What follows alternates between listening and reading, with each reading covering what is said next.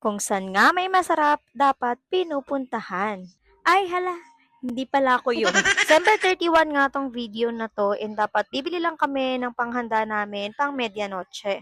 Nang madaanan nga namin tong ramyun bar. Sa haba na pinila namin dun sa bilihan ng pizza, nagutom na rin kami kaya nagtry na rin kami dito sa ramyun bar. Namili nga lang kami ng kakainin, sa akin nga carbonara and dun sa asawa ko, ramen noodles naman yung napili niya.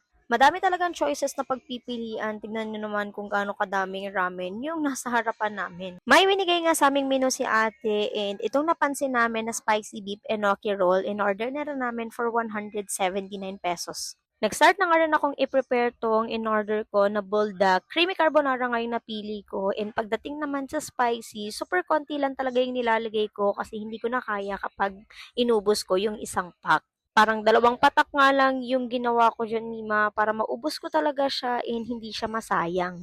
Nakakita nga rin ako dito sa choices nila ng watermelon drink na naka-pouch and sa asawa ko naman yung Coke na in-can. Kami nga lang yung kumakain nung araw na to, siguro kasi yung iba na sa bahay nila nagpe-prepare na rin para mamayang 12 a.m.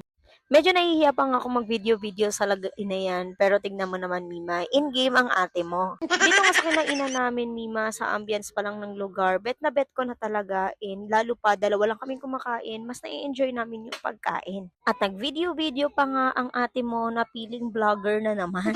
Pagdating talaga sa mga food tripan, Mima, ito yung banding na talagang nagkakasundo kami mag-asawa. Mas madali kasing utuin tong asawa ko pag dadalhin mo siya sa mga ganitong kainan kesa bumili ng luho. Kung alam nyo lang, napakarupok niyan pagdating sa mga pagkain. Balik na nga tayo dun sa kinakain ko. Ito na nga yung spicy beef enoki roll nila Mima na talagang bet na bet naming mag-asawa. Kung makakabalik nga ulit kami dito para mag-food trip, o orderin pa rin namin tong spicy beef enoki roll nila.